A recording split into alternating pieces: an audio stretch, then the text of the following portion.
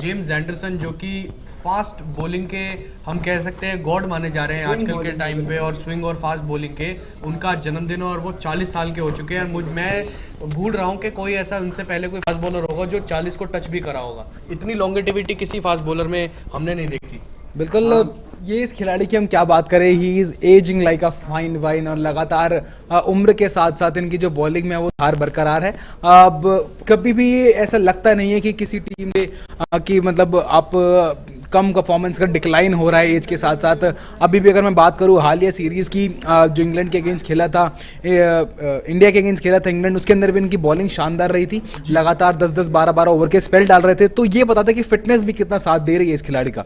अब इंजर्ड जल्दी से होते नहीं है, साथ ही इनके स्टुअर्ट ब्रॉड होते हैं। अब तो ये दिखाता है कि ये बिना इंजरी के कितने कंसिस्टेंटली बॉल डालते हैं, कि 10-12 ओवर का स्पेल डालना एक आप 29-30 साल के युवा फास्ट बॉलर से भी आप एक्सपेक्ट नहीं करते हैं। ये 40 साल की उम्र में आपको 10-10 12-12 लंबे स्पेल आपको डाल के देते हैं। बिल्कुल यहाँ पर रोम, और एक बात करते हैं ना कि जो 2-3 खिलाड़ी जो गेंदबाज मिलकर जितने विकेट चटकाते हैं, उसने इस खिलाड़ी में टेस्ट फॉर्मेट में अगर बात करें तो एक साथ चटकाए हैं 650 से भी ज्यादा विकेट है। आपने स्टुअर्ट ब्रॉड की बात की, उनके 500 से ज्यादा विकेट है, और दोनों की पार्टनरशिप में यहाँ पर 350 से ज्यादा विकेट है। बिल्कुल।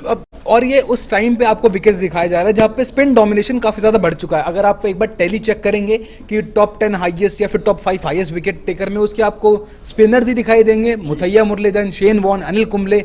अब फिर उसके बाद नाम आता है इस खिलाड़ी का जेम्स एंडरसन। और मैं एक और आंकड़ा शेयर करना चाहूंगा दर्शकों से कि picking test fifers for most consecutive years, तो 16 बार जेम्स एंडरसन का नाम पे शामिल है, और 16 बार अनिल कुंबले, 16 बार मुथैया मुरलीधरन, और रिचर्ड हैडली का वही 11 बार। तो इसी वजह से, और सारे लोग इनको सोशल मीडिया पर भी विश कर रहे हैं, और 170 से ऊपर टेस्ट खेल चुके हैं, 650 से इनके नाम ज़्यादा विकटे हैं, और 40 साल के हो चुके हैं जेम्स एंडरसन। बिल्कुल। अब देखना होगा कितने साल और क्रिकेट बचा है इस खिलाड़ी में, क्योंकि जब तक ये क्रिकेट खेलेगा तब तक विराट कोहली और जितने भी right hander left hander batters है सबकी नाक में दम करके रखेगा। बिल्कुल। वो जो राइवलरी हमें अब तक लगातार देखने को मिल रही है, साल 2014 से विराट कोहली जब उनके सामने आते हैं, जब या फिर इस गेंदबाज के सामने आप कोई भी बल्लेबाज खड़ा करिए, राइवलरी अपने आप बन जाती है। चाहे वो महान से महान सचिन तेंदुलकर, बिल्कुल, चाहे हम कुमार संगकारा की बात करें, चाहे हम विराट कोहली की बात करें, कोई भी खिलाड़ी हो, ये खिलाड़ी इंग्लैंड के अंदर बादलों के अंदर ये अनप्लेएबल होता है। पर लेकिन सचिन या कोहली को, दोनों में से किसी को भी सबसे ज्यादा बार किसी बॉलर ने डिसमिस कराया तो वो है जेम्स एंडरसन, 22 बार।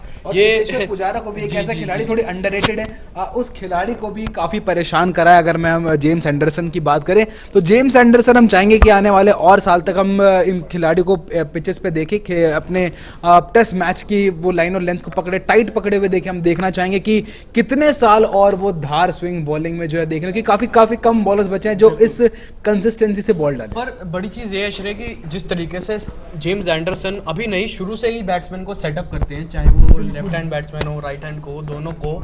अब देखिए, अगर एक ओवर है 6 गेंदों का, और उसके में से 4 गेंदे आप देखिए लेफ्ट हैंड को जब गेंदबाजी कर रहे होते हैं तो इन स्विंग डालेंगे, फिर एकदम से चकमा देकर फिर से बाहर डाल देंगे गेंद, और अगली जो बॉल होगी थोड़ी सी लेंथ अपनी तरफ खींच के उसको आउट स्विंग फिर से कर देंगे। ऐसे ही कुछ सेटअप करते हैं बैट्समैन। बिल्कुल, और ये दिमाग से खेलना जरूरी है, बेहद जरूरी है, जो जेम्स एंडरसन लगातार बल्लेबाजों के साथ करते हैं।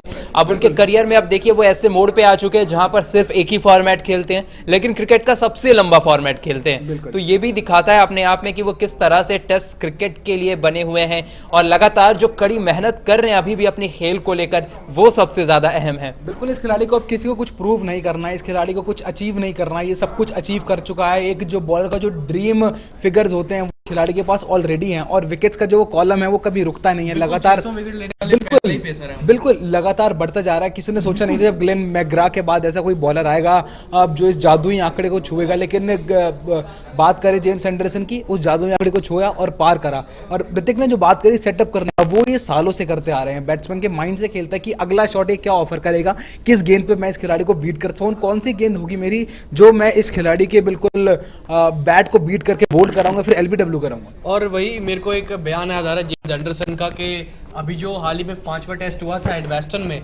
भारत के खिलाफ इंग्लैंड का, उसमें अब सब सोच रहे थे कि आखिरी बैटल होगा कोहली और एंडरसन के बीच, लेकिन इन सबका मुंह बंद कर दिया जेम्स एंडरसन ने। कहा कि अब जो इंडिया में टेस्ट होने वाला है जो अगले जो साइकिल होगा वर्ल्ड टेस्ट चैंपियनशिप का, उसमें जब इंग्लैंड इंडिया आएगी तब भी मुझे अच्छा रहेगा ये बैटल को कंटिन्यू करना कोहली के खिलाफ। बिल्कुल, और देखना यही होगा कि कब जब एक बार फिर से ये दोनों महान जो अपने टाइम के वन ऑफ द ग्रेटेस्ट है ना, वो जब एक बार फिर से मैदान पर वापसी करेंगे, एक दूसरे के सामने वापसी करेंगे, तो इनके बीच की राइवलरी किस मोड़ पर आएगी। क्योंकि जितनी दफा यहाँ पर जेम्स एंडरसन ने आउट किया है ना, और उसके बाद जो विराट कोहली की बल्लेबाजी फिलहाल तो इतनी अच्छी नहीं चल रही है, लेकिन फिर भी जब भी ये दोनों बल्लेबाज एक खिलाड़ी एक दूसरे के सामने होते हैं तो अपने आप में बहुत अच्छा कॉन्टेस्ट देखने को मिलता है। और हम चाहेंगे कि जेम्स एंडरसन जब इंडिया में भी आए, जब इंडिया की अगली सीरीज होगी अगले वर्ल्ड टेस्ट चैंपियनशिप की, तो इन दोनों खिलाड़ियों के बीच में एक बार फिर से एक जो कॉम्बैट है वो देखने को मिले। बिल्कुल,